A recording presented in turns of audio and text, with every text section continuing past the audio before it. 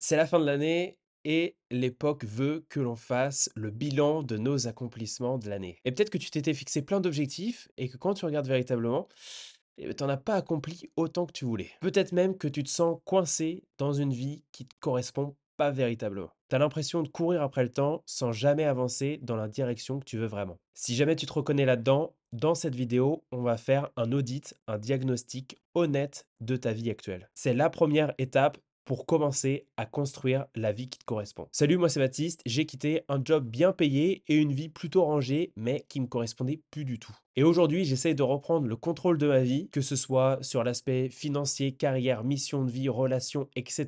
Et je partage mes outils, mes apprentissages, mes doutes sur cette chaîne. Alors peut-être que tu te poses la question de pourquoi faire un audit de sa vie, pourquoi c'est essentiel. Avant de viser un objectif ou de rêver grand, il faut déjà comprendre d'où tu pars. Au final, notre vie, c'est comme un GPS. Si tu sais pas d'où tu pars, ça va être compliqué d'arriver à destination, tu risques de tourner en rond et on va te dire faites demi-tour dès que possible. Le problème, c'est que souvent on essaye de se cacher un petit peu la vérité, ce qui se passe véritablement dans nos vies pour camoufler un peu le tout et se dire qu'au final, c'est pas si mal. Parce que faire face à nos véritables insatisfactions, eh bien, ça fait peur. Mais justement, dans cette vidéo, on va voir comment regarder la vérité en face, la réalité, pour pouvoir justement améliorer petit à petit nos vies. Alors, grosse promesse, mais pour l'instant, on va voir l'étape incontournable qui est celle de faire l'audit, le diagnostic de sa vie. La première étape, moi, qui m'a beaucoup aidé, c'est celle d'identifier les choses qui ne vont pas dans ta vie. Et donc là, ça va être le rôle d'explorer tes insatisfactions. Tu vas lister les domaines de ta vie qui te frustrent le plus ou qui te rendent tout simplement malheureux ou malheureuse.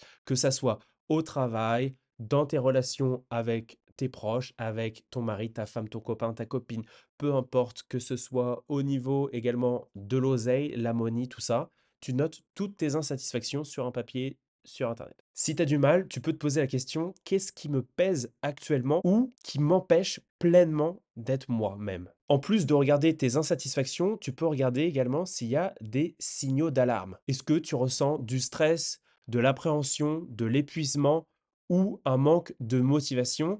Si oui, quelles sont les activités ou les moments où tu ressens une de ces trois choses? Tu vas noter les symptômes physiques et émotionnels qui vont indiquer un mal-être. Je te donne un exemple tiré de ma propre vie. Par exemple, au niveau du travail, j'apprenais plus grand-chose. Ça faisait au moins 5 ans que voilà, j'avais mis en place une stratégie au niveau de mon travail, que je m'efforçais de l'appliquer. Il n'y avait plus grand-chose de nouveau. Et puis, du jour au lendemain, ils nous ont pondu une réorganisation qui faisait que, eh bien, au lieu de faire telle chose, eh bien, j'allais aller éplucher des carottes, alors que moi, ma spécialité, c'était ébéniste, par exemple, si on grossit le trait. Donc là, je me suis dit, ok les gars, ça ne va plus. Source d'insatisfaction, de démotivation, de foutage de gueule.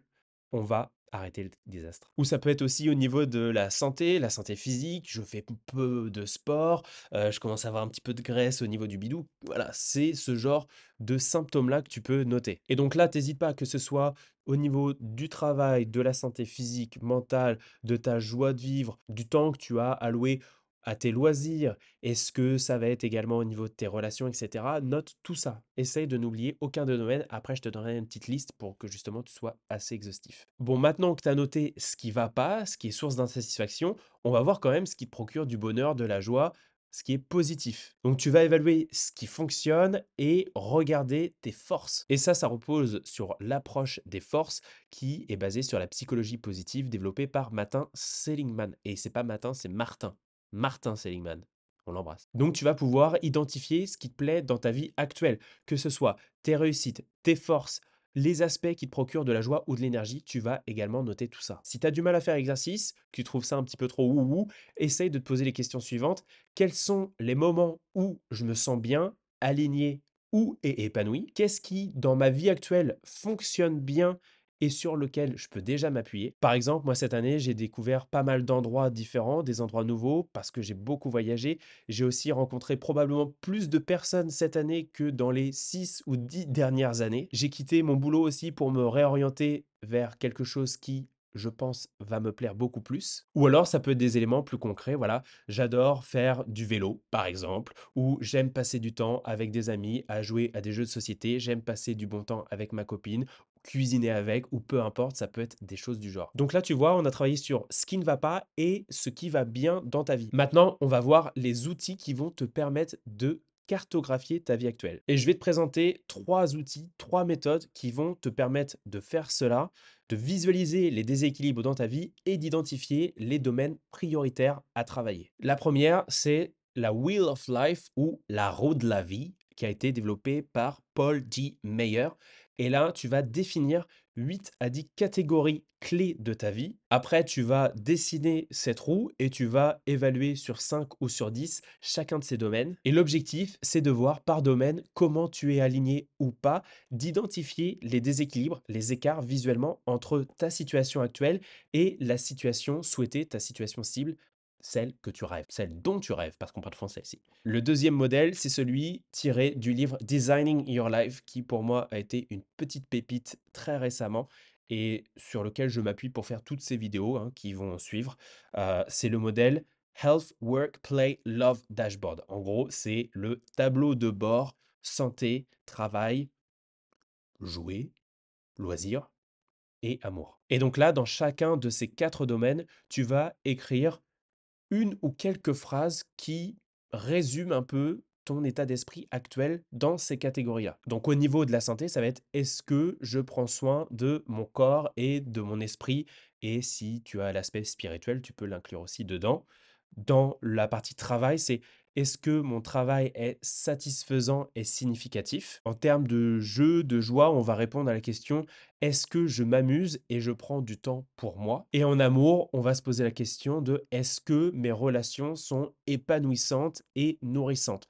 Relations, ça peut être relation romance, donc amoureuse, relation familiale, relation amicale et même des relations avec des collègues ou un groupe de gens avec lequel tu peux traîner. Et tu vas faire une jauge de 0 à 5 ou 0 à 10, on s'en fout, et là tu vas mettre une note dans laquelle tu te situes actuellement. Et le troisième exemple, c'est le journal d'honnêteté. Et donc là, c'est un exercice un petit peu plus introspectif où tu vas écrire tout ce que tu ressens dans un journal, dans un carnet, sans filtre, pour clarifier tes pensées et tes émotions. Bon, et maintenant, je vais te partager ma version remixée d'un petit peu tout ça, qui me convient très bien, en tout cas celle que j'ai appliquée et qui, j'espère, pourra t'aider toi aussi. C'est celle que j'ai appelée la photographie de vie. Et donc, tu vas voir, j'ai repris des éléments à gauche, à droite, mais je trouve que c'est un peu plus pertinent. En tout cas, moi, j'arrive à faire cet exercice plus facilement que les autres.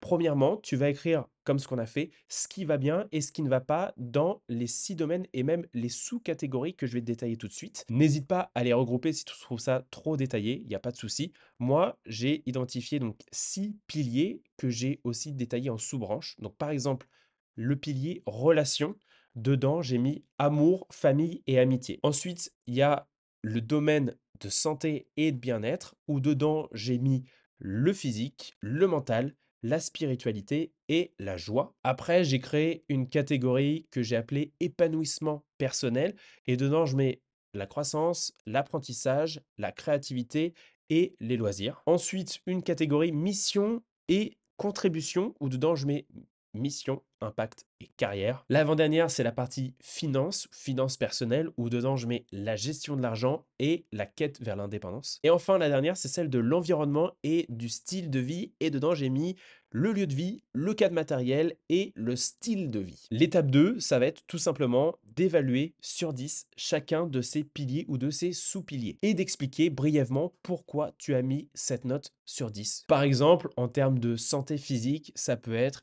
je fais du sport quasiment toutes les semaines, 2 à 3 fois par semaine. Par contre, en termes d'alimentation, je mange de la merde, gras et sucré, et je commence à avoir de la barbouze au niveau du petit bidou. La troisième étape, ça va être de visualiser les écarts. Alors, soit tu peux faire un tableau, soit tu peux faire une roue comme je vais te montrer, ou soit tu peux faire, qu'est-ce que tu peux faire? Une jauge aussi, c'est tout à fait possible. Mais en tout cas, il faut que visuellement tu puisses voir là où tu en es actuellement. Parce qu'après, il faudra comparer avec ta situation cible. Mais ça viendra plus tard. Et enfin, la quatrième étape, ça va être de te poser ces questions suivantes pour synthétiser le tout.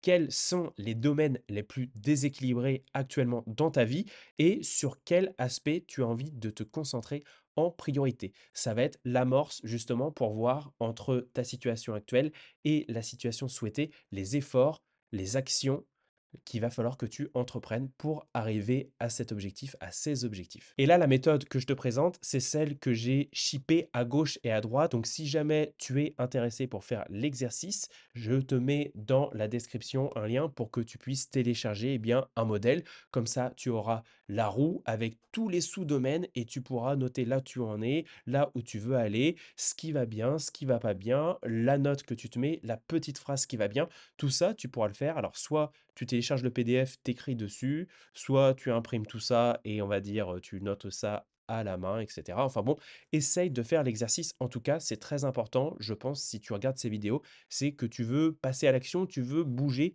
tu veux faire en sorte que 2025 soit une année encore meilleure que celle de 2024. Tu veux te sortir los fingers from the bottom. Donc, vas-y, on y va. Et la prochaine étape qu'on explorera dans la future vidéo sera de poser une intention claire pour avancer. Qu'est-ce que je veux améliorer et dans quel domaine? Avec un S. À partir de là, on pourra imaginer ensemble la vie idéale que tu souhaites et définir les objectifs concrets et les actions concrètes pour y arriver. En attendant, fais ton propre audit et partage en commentaire ce que tu as découvert et si tu l'as véritablement fait cet exercice. Voilà, j'espère que tu as apprécié cette vidéo qui est complètement différente de ce que j'ai l'habitude de faire depuis 4 ans, parce que d'habitude je parle de finances personnelles, mais là j'avais envie d'explorer d'autres sujets et c'est ce qui va se passer sur cette chaîne. Donc si ça te plaît, si tu as envie de découvrir d'autres thématiques, d'autres sujets sur le design de vie, comment créer une vie qui fait plus sens avec ce que l'on veut vraiment faire, suis-moi et partage tes questions en commentaire, j'y répondrai avec plaisir. Ciao.